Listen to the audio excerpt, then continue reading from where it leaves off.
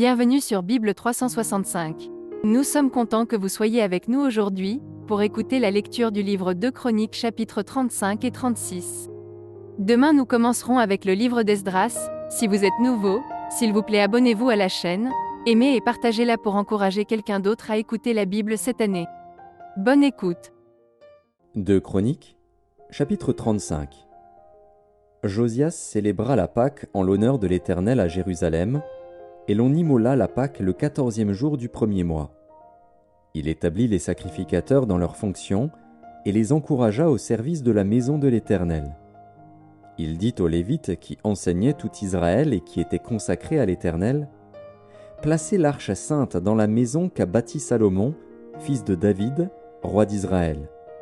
Vous n'avez plus à la porter sur l'épaule. Servez maintenant l'Éternel, votre Dieu, et son peuple d'Israël. Tenez-vous prêts, selon vos maisons paternelles, selon vos divisions, comme l'ont réglé par écrit David, roi d'Israël, et Salomon, son fils. Occupez vos places dans le sanctuaire, d'après les différentes maisons paternelles de vos frères les fils du peuple, et d'après la classification des maisons paternelles des Lévites. Immolez la Pâque, sanctifiez-vous, et préparez-la pour vos frères, en vous conformant à la parole de l'Éternel prononcée par Moïse. » Josias donna aux gens du peuple, à tous ceux qui se trouvaient là, des agneaux et des chevreaux au nombre de 30 000, le tout pour la Pâque, et 3 000 bœufs. Cela fut pris sur les biens du roi. Ses chefs firent de bon gré un présent au peuple, aux sacrificateurs et aux Lévites. Ilkija, Zacharie et Jéhiel, princes de la maison de Dieu, donnèrent aux sacrificateurs pour la Pâque 2600 agneaux et 300 bœufs. Konania, Shemaéja et Nethanil, ses frères, Achabia, Jéhiel et Josabad, chefs des Lévites, donnèrent aux Lévites pour la Pâque 5000 agneaux et 500 bœufs. Le service s'organisa, et les sacrificateurs et les Lévites occupèrent leur place, selon leur division, d'après l'ordre du roi. Ils immolèrent la Pâque. Les sacrificateurs répandirent le sang qu'ils recevaient de la main des Lévites, et les Lévites dépouillèrent les victimes. Ils mirent à part les holocaustes pour les donner aux différentes maisons paternelles des gens du peuple, afin qu'ils les offrissent à l'Éternel, comme il est écrit dans le livre de Moïse. Et de même pour les bœufs. Ils firent cuire la Pâque au feu, selon l'ordonnance, et ils firent cuire les choses saintes dans des chaudières, des chaudrons et des poêles. Et ils s'empressèrent de les distribuer à tout le peuple. Ensuite ils préparèrent ce qui était pour eux et pour les sacrificateurs, car les sacrificateurs, fils d'Aaron, furent occupés jusqu'à la nuit à offrir les holocaustes et les graisses. C'est pourquoi les Lévites préparèrent pour eux et pour les sacrificateurs, fils d'Aaron. Les chantres, fils d'Asaph, étaient à leur place, selon l'ordre de David, d'Asaph, d'Éman et de Jéduthun le voyant du roi, et les portiers étaient à chaque porte. Ils n'eurent pas à se détourner de leur office, car leurs frères les Lévites préparèrent ce qui était pour eux. Ainsi fut organisé ce jour-là tout le service de l'Éternel pour faire la Pâque et pour offrir des holocaustes sur l'autel de l'Éternel, d'après l'ordre du roi Josias. Les enfants d'Israël qui se trouvaient là célébrèrent la Pâque en ce temps et la fête des pains sans levain pendant 7 jours. Aucune Pâque pareille à celle-là n'avait été célébrée en Israël depuis les jours de Samuel le prophète. Et aucun des rois d'Israël n'avait célébré une Pâque pareille à celle que célébrèrent Josias, les sacrificateurs et les Lévites, tout Juda et Israël qui s'y trouvaient, et les habitants de Jérusalem. Ce fut la 18e année du règne de Josias que cette Pâque fut célébrée. Après tout cela, après que Josias eut réparé la maison de l'Éternel, Nécho, roi d'Égypte, monta pour combattre à Carchemish sur l'Euphrate. Josias marcha à sa rencontre. Et Nécho lui envoya des messagers pour dire: « Qu'y a-t-il entre moi et toi, roi de Juda ? Ce n'est pas contre toi que je viens aujourd'hui, c'est contre une maison avec laquelle je suis en guerre. Et Dieu m'a dit de me hâter. Ne t'oppose pas à Dieu, qui est avec moi, de peur qu'il ne te détruise. » Mais Josias ne se détourna point de lui, et il se déguisa pour l'attaquer, sans écouter les paroles de Nécho, qui venaient de la bouche de Dieu. Il s'avança pour combattre dans la vallée de Megiddo. les archers tirèrent sur le roi Josias, et le roi dit à ses serviteurs, « Emportez-moi, car je suis gravement blessé. » Ses serviteurs l'emportèrent du char, le mirent dans un second char qui était à lui, et l'amenèrent à Jérusalem. Il mourut, et fut enterré dans le sépulcre de ses pères. Tout Juda et Jérusalem pleurèrent Josias. Jérémie fit une complainte sur Josias. Tous les chanteurs et toutes les chanteuses ont parlé de Josias dans leurs complaintes jusqu'à ce jour, et en ont établi la coutume en Israël. Ces chants sont écrits dans les complaintes.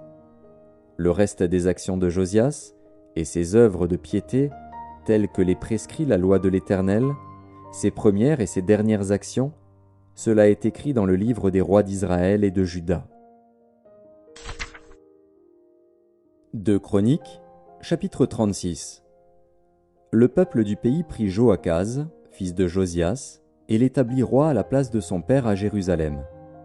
Joachaz avait 23 ans lorsqu'il devint roi, et il régna 3 mois à Jérusalem. Le roi d'Égypte le destitua à Jérusalem, et frappa le pays d'une contribution de 100 talents d'argent et d'1 talent d'or. Et le roi d'Égypte établit roi sur Juda et sur Jérusalem Éliakim, frère de Joachaz. Et il changea son nom en celui de Joachim. Néco prit son frère Joachaz et l'emmena en Égypte.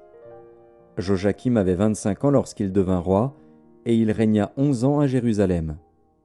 Nebuchadnezzar, roi de Babylone, monta contre lui, et le lia avec des chaînes d'airain pour le conduire à Babylone.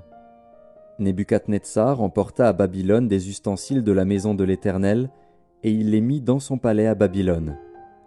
Le reste des actions de Joachim, les abominations qu'il commit, et ce qui se trouvait en lui, cela est écrit dans le livre des rois d'Israël et de Juda. Et Joachim, son fils, régna à sa place. Joachim avait 8 ans lorsqu'il devint roi, et il régna 3 mois et 10 jours à Jérusalem. Il fit ce qui est mal aux yeux de l'Éternel. L'année suivante, le roi Nebuchadnezzar le fit emmener à Babylone avec les ustensiles précieux de la maison de l'Éternel. Et il établit roi sur Juda et sur Jérusalem Sédécias, frère de Joachim. Sédécias avait 21 ans lorsqu'il devint roi, et il régna 11 ans à Jérusalem. Il fit ce qui est mal aux yeux de l'Éternel, son Dieu. Et il ne s'humilia point devant Jérémie, le prophète, qui lui parlait de la part de l'Éternel.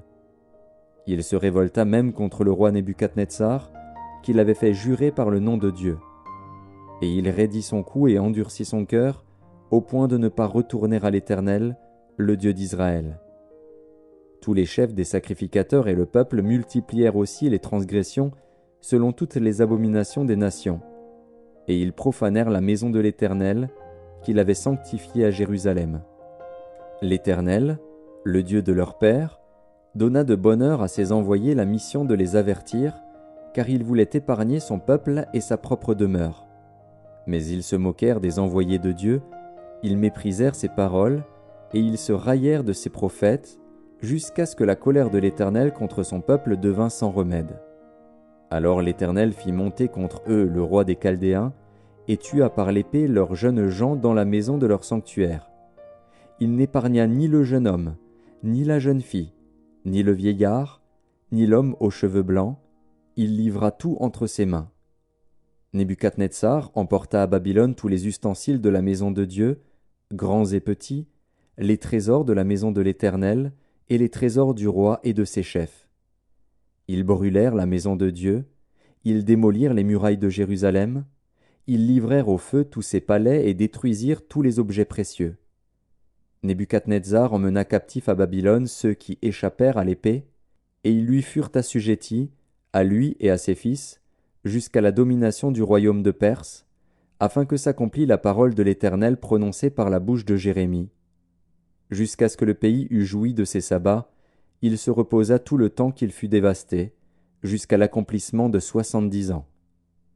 La première année de Cyrus, roi de Perse, afin que s'accomplît la parole de l'Éternel prononcée par la bouche de Jérémie, l'Éternel réveilla l'esprit de Cyrus, roi de Perse, qui fit faire de vive voix et par écrit cette publication dans tout son royaume. Ainsi parle Cyrus, roi de Perse. L'Éternel, le Dieu des cieux, m'a donné tous les royaumes de la terre, et il m'a commandé de lui bâtir une maison à Jérusalem en Juda. Qui d'entre vous est de son peuple? Que l'Éternel, son Dieu, soit avec lui, et qu'il monte